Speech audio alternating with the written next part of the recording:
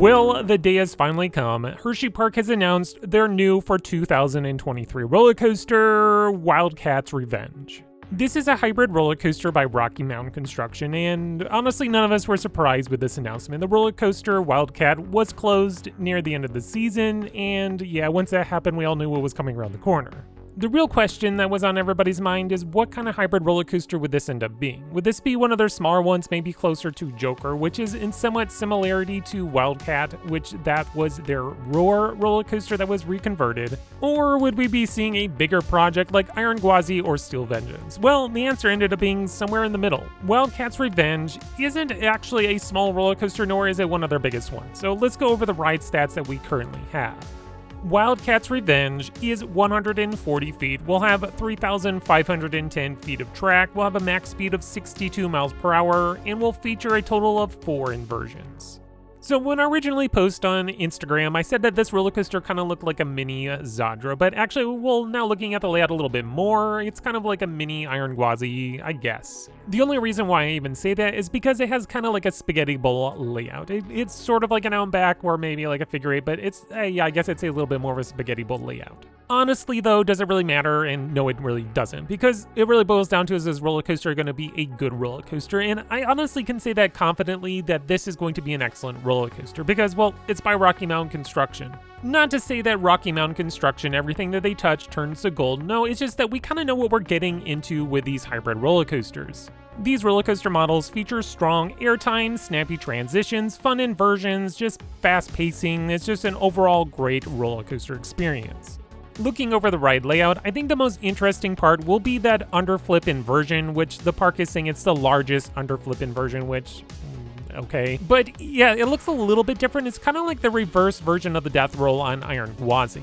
Pulling into the maneuver, I expect some good lateral G's, and then once you reach the top, there might be a little hang time, not really sure, but then you're going to kind of get pushed back in your seat as you dive back down, and that's probably where you're going to experience some of the strongest G forces on the ride. So those who are curious, so the new lift hill is actually looking to be a new structure, and the underflip is looking to incorporate the old first drop on Wildcat, which is actually kind of interesting. Moving on though, the rest of the layout looks kind of like straight out of the old RMC playbook. So depending on how you want to look at it, yeah, it doesn't really look super original, but again, as I said already, this is still going to be a really fun roller coaster. So yeah, it doesn't really matter that this roller coaster isn't original because looking here in the middle of Pennsylvania, there really is no other hybrid roller coaster. The closest type of coaster we have like this would be, I don't know, Jersey Devil coaster over in Six Flags Great Adventure. Steel Vengeance at Cedar Point is about like 5-6 hours away, and I think King's Dominion is probably about 3-4 hours away, and that's where you have Twisted Timber. So yeah, this sits right in a nice little location. There is no other hybrid coaster around, so a lot of the locals, this is going to be something new. This is going to be something unique to them. Looking how Wildcat's Revenge fits into the park, yeah, this is actually a really good fit for Hersheypark. There's really no other coaster quite like it. Maybe the closest would be Skyrush, but obviously Wildcat Revenge has the inversions, which Skyrush does not. Yeah, and I keep saying Wildcat's Revenge. Yeah, I really don't like this name. It's really tough to say sometimes when I'm trying to say Wildcat's Revenge. I don't know, it's weird, but I don't know, it kind of seems a little unoriginal. I know we have Phantom's Revenge over here at Kennywood, but yeah, I don't know. I mean, the name is fine, and at the same time, I kind of don't like it, but I mean, it'll probably grow on me as the time goes along, but that's really if that's really my biggest complaint about this new roller coaster, then I kind of just need to shut up. If there is one takeaway that we can look at is Hersheypark is going to have one of the best coaster lineups here in the country. Once this roller coaster opens up, Hersheypark will have a total of 14 operating roller coasters. By no means is this going to be the largest roller coaster collection in the world, but looking over the coaster collection, I mean, they're going to have a good solid 6 or 7 roller coasters that I consider top tier. That's something that some of these even bigger parks cannot say. I mean, I've been to parks that have like 15, 16 roller coasters, and there's like 3 or 4 of them that I really like, and there's the ones that I'll ride a lot. And at Hersheypark, yeah, there's 6 or 7 coasters that I'm going to be bouncing around from all day long.